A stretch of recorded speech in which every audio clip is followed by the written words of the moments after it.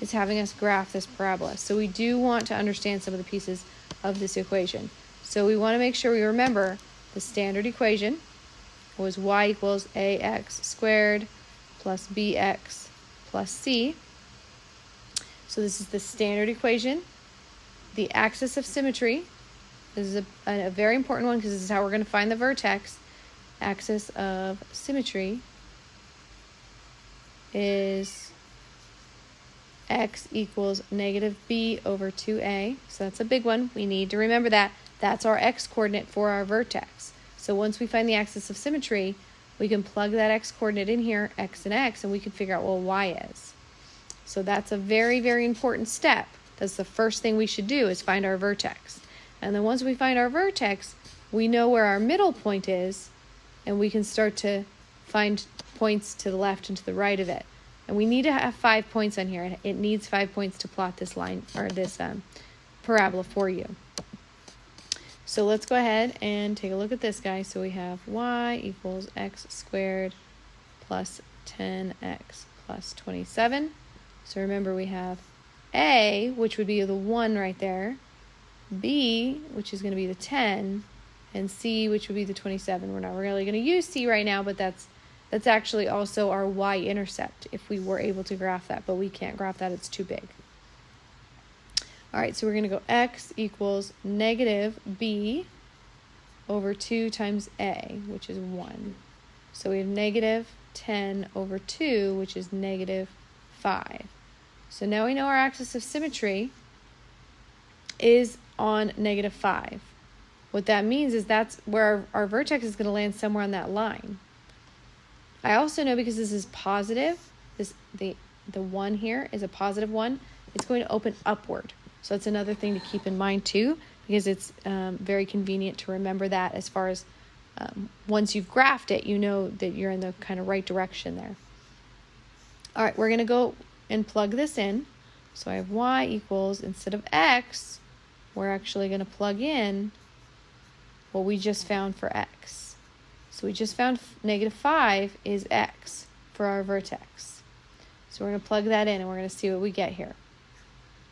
So we have negative 5 squared is 25, because negative 5 times negative 5 is 25.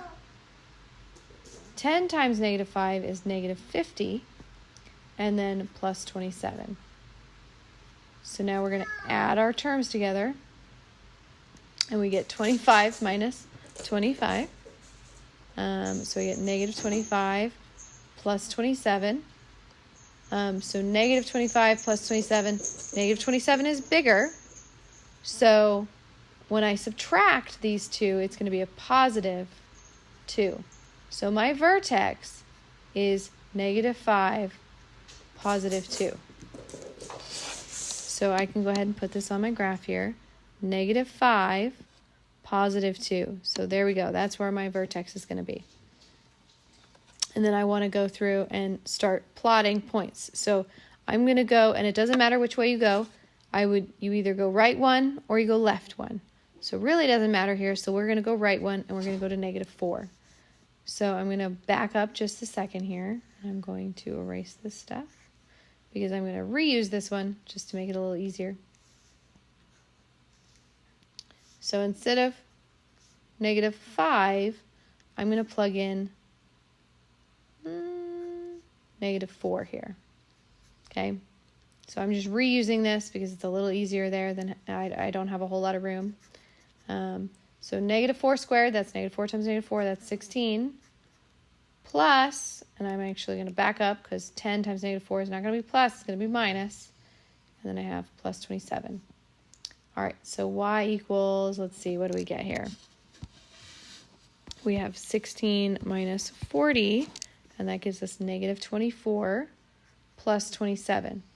So negative 24 plus 27, that's going to give us positive 3.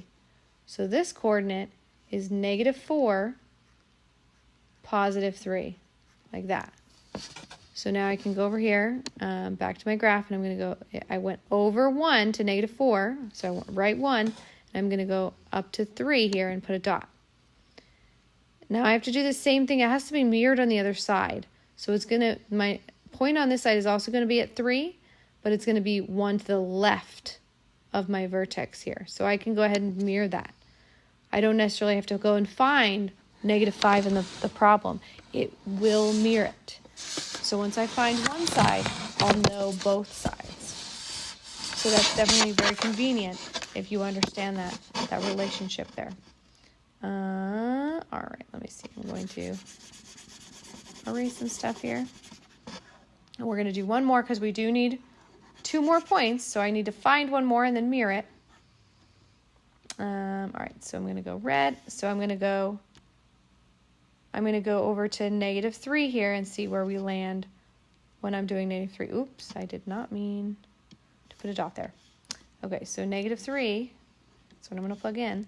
So I have y equals -3 squared is 9, minus 30 plus 27. So with this one, I'm actually going to look at this first. -30 plus 27 is -3, because I'm going to subtract and 30 is bigger. And then this is going to give me 6. So I'm going to go over to -3 and up to 6. And again, my other one's going to be on the same x or y coordinate of 6, but it's going to go over to the left. So now I have 5 points, and I can click this button and it will snap the parabola there for me. All right, I'm good to go there.